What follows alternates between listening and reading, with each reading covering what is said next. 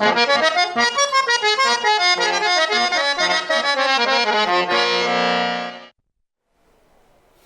ಬೆಂಗಳೂರಿಗೆ 2 AC ಪೋಸ್ಟ್ಗಳಿದೆ, 2 assistant commissioner post, ಉಪವಿಭಾಗಾಧಿಕಾರಿ ಹುದ್ದೆ.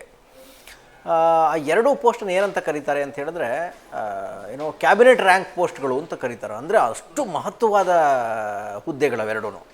ಇಡೀ ಬೆಂಗಳೂರು ಮತ್ತು ಈ ಸುತ್ತದ ಲ್ಯಾಂಡ್ ಅವರ ಏನೋ ಸುಪರ್ದಿಲಿರ್ತದೆ, ಅದಕ್ಕೆ ದಂಡಾಧಿಕಾರಿಯವರು.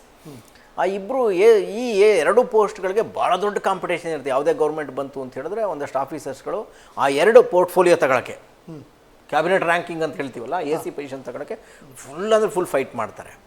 ಇದೇ ರೀತಿ ಇಬ್ಬರಲ್ಲಿ ಆಮೇಲೆ ಈ ACಗಳಿಗೆ ಇನ್ವೆಸ್ಟ್ ಮಾಡುವಂಥ ಗುಂಪುಗಳು ಸೃಷ್ಟಿಯಾಗ್ಬಿಡುತ್ತೆ.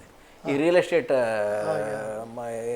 ಆ ಜನ ಇವ್ರುಗಳನ್ನ ತಂದು ಅಲ್ಲಿ ಕೂರಿಸಿ ತಮ್ಮ ವ್ಯವಹಾರಗಳನ್ನ ಮಾಡ್ಕೊಳ್ಳೋಕ್ಕೆ ಅಂತ ಅದು ಪದ್ಧತಿ ನಡ್ಕೊಂಬಂದಿದೆ ಹಿಂದಿನಿಂದ. ಅದು ಒಂದೊಂದು ಹುದ್ದೆಗಳು 8-9ವರೆಗೂ ತೂಗ್ತಾ ಇದೆಯಂತೆ. ತೂಗೋದು ಅಂತಾರೆ. ಹಿಂದೆ 1-2 ಇದ್ದಿದ್ದು 8-9ವರೆಗೂ ತೂಗ್ತಾ ಇದೆಯಂತೆ. ಹೀಗೆ ಯಾರೊಬ್ಬ ತೂಗಿ ಒಬ್ಬ ACನ ಕರ್ಕೊಂಬಂದು ಕೂರಿಸಿದ್ನಂತ. ಒಬ್ಬ ರಿಯಲ್ ಎಸ್ಟೇಟ್ ಜನ ಒಬ್ಬ ACನ ಕರ್ಕೊಂಬಂದು ತಾನು ಏನೋ 8-9 ಲೆಕ್ಕದಲ್ಲಿ ತೂಗಿಸಿ ಅವನನ್ನು ಕೂರಿಸಿದ್ನಂತೆ. ಅವನಿಗೂ ಏನೋ ರಿಯಲ್ ಎಸ್ಟೇಟ್ ಪರ್ಸನ್ಗೂ ACಗೂ ಜಗಳ ಆಗಿದೆ, ಯಾವುದರಲ್ಲಿ ಹಂಚ್ಕೊಳ್ಳೋ ವಿಚಾರದಲ್ಲಿ. ಆಮದಾನಿನ 50-50% ಅಂತ ಮಾತಾಡ್ಕೊಂಡಿದ್ರಂತೆ. ಅಂದರೆ ನಮ್ಮ ಸರ್ಕಾರಿ ವ್ಯವಸ್ಥೆ ಎಲ್ಲಿಗೆ ಬಂದಿದೆ ಅಂತ. ಹುದ್ದೆಗಳು ಜನಸೇವೆಗೆ ಅಂತ ಇರುವ ಹುದ್ದೆಗಳು ಅದು ಮಾರಾಟ ಆಗಿ, ಆ ಮಾರಾಟದಲ್ಲಿ ಬಂದ ಆಮದಾನಿನ ಒಬ್ಬ ಏಜೆಂಟು ಒಬ್ಬ ನೌಕರ ಇಬ್ಬರು ಹಂಚ್ಕೊಳ್ಳೋದಂತೆ, ಜೊತೆಗೆ ಉಳಿದವ್ರನ್ನೆಲ್ಲ ಸಂತೃಪ್ತಿಪಡಿಸಿ ಮಾಡೋವಂಥದ್ದಂತೆ.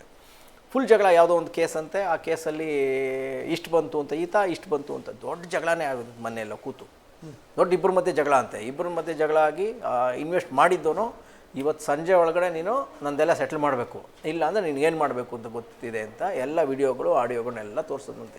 ಯಾಕೆ ಇವನೇ ಮಾಡಿದ್ನಲ್ಲ, ಎಲ್ಲ ಕಲೆಕ್ಷನ್ ಮಾಡಿದ್ದೆಲ್ಲ. ಆವಾಗ ಆತ ಕಕ್ಕಾಬಿಕ್ಕಿಯಾಗಿ ಬೇರೆ ಬೇರೆ ರೂಟ್ಗಳು ಹುಡ್ಕೋಕೆ ಶುರು ಮಾಡಿದ್ರಂತೆ. ಭಾಳ ದೊಡ್ಡ ಜಗಳ ನಡೀತಾ ಇದೆ ಅಂತ ಒಂದು ಲೈವ್ ಅಪ್ಡೇಟು ಮೊನ್ನೆ ನನಗೆ ಬಂತು.